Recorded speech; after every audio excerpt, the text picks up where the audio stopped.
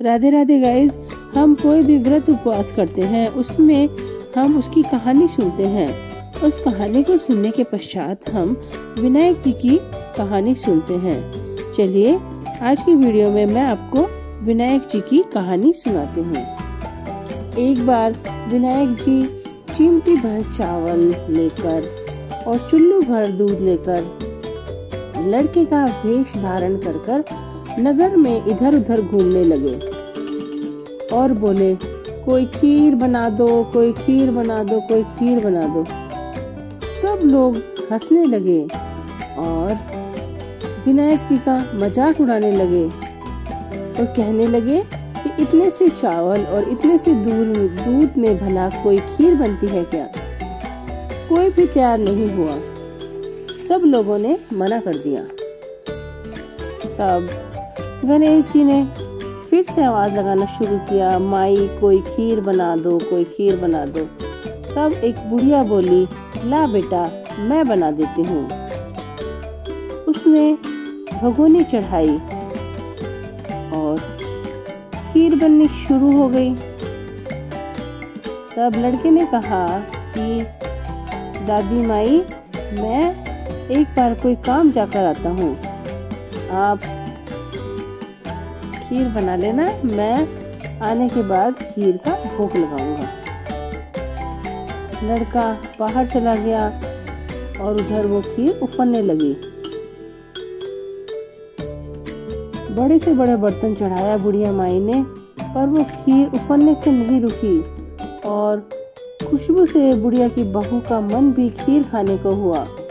उसने क्या किया, दरवाजे के पीछे बैठकर एक कटोरा खीर का खा लिया। उसने भगवान को बिना भोग लगाए ही खीर खा ली और फिर जो घर के पास एक पड़ोसन रहती थी वह भी खीर को बनते हुए कई देर से देख रही थी।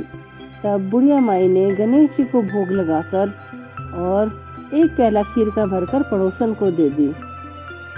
तब गणेश जी भी आ गए थोड़ी देर में। तब बुढ़िया बाई ने कहा कि अरे बेटा तू कहाँ चला गया था, मैं तो तेरी कब से राह देख रही हूँ और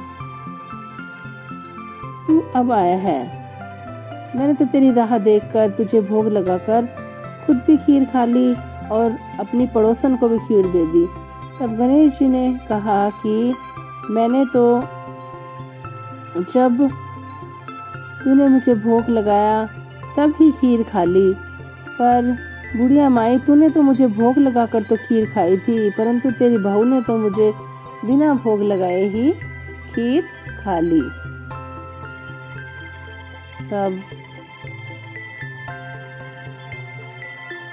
गणेश जी ने बुढ़िया से कहा कि बुढ़िया माई अब तुम पूरी नगरी में सबको न्योता दे आओ खीर खाने का।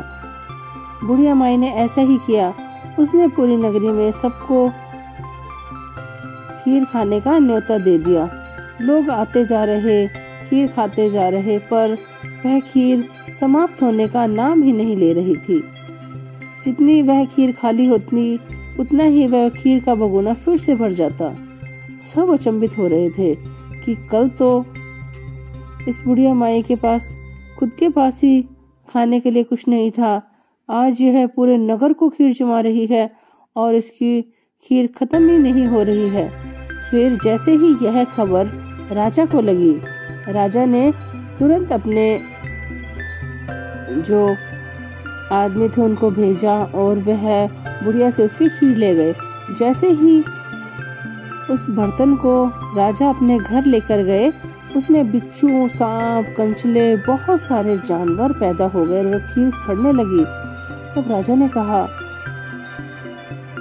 ये ऐसा कैसे हो सकता है। तब राजा ने बुढ़िया माई को बुलाया और कहा कि बुढ़िया माई ले तेरा बर्तन मैं तुझे वापस देता हूँ।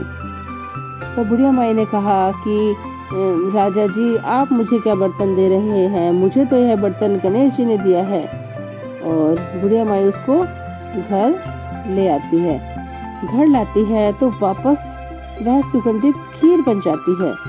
और फिर बुढ़िया माई गणेश जी को हाथ जोड़कर विनती करती है, तो गणेश जी पुनः प्रकट होते हैं और कहती है कि भगवान अब मैं इस खीर का क्या करूं। गणेश जी ने कहा कि तुम इस खीर को खड्डा खोदकर जमीन में दबा दो और सुबह खोदकर देखना, तुम्हें धन का घड़ा मिलेगा।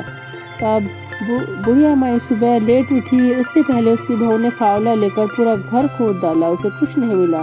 तब उसने कहा कि सासू जी, आपका गणेश जी तो झूठा है, मुझे तो यहाँ कुछ नहीं मिला। तब बुढ़िया माई ने एक सुई लेकर घर को खोदा।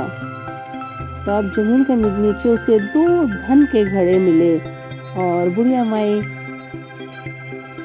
का पूरा घर खुशहाल हो गया और बुढ़िया माई के घर में कोई कमी नहीं रही। तब बुढ़िया माई की बहू ने कहा कि सासू जी, आप तो सच्ची है, और उसने भी गणपति जी को नमन किया। हे गणेश जी भगवान, जैसा आपने बुढ़िया माई के घर में भंडार भरे, वैसे ही सबके घर में भंडार भरना। कहते के सुनते के हुकारा भरने के। हमें कोई भी व्रत उपवास करते हैं, उसके पश्चात गणपति जी की कहानी जरूर सुननी चाहिए। कहते हैं गणपति जी विघ्न हरता है, भक्तों के दुखों का, कष्टों का नाश करते हैं, इसलिए ही सबसे पहले गणेश जी की पूजा की जाती है। हमें गणपति जी की कहानी अवश्य ही सुननी चाहिए। Thanks for watching. इसी तरह के वीडियो के लिए मेरे चैनल को लाइक, शेयर और सब्सक्राइब करें।